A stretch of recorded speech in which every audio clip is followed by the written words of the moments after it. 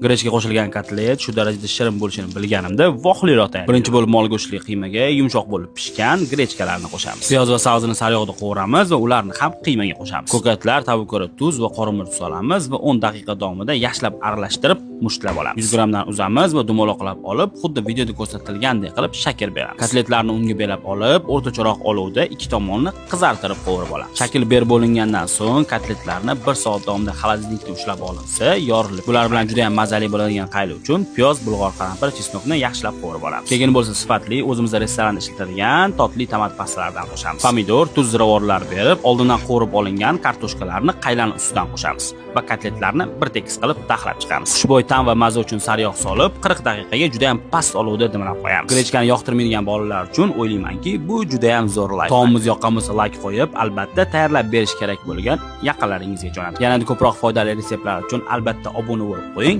Hammangizga katta rahmat.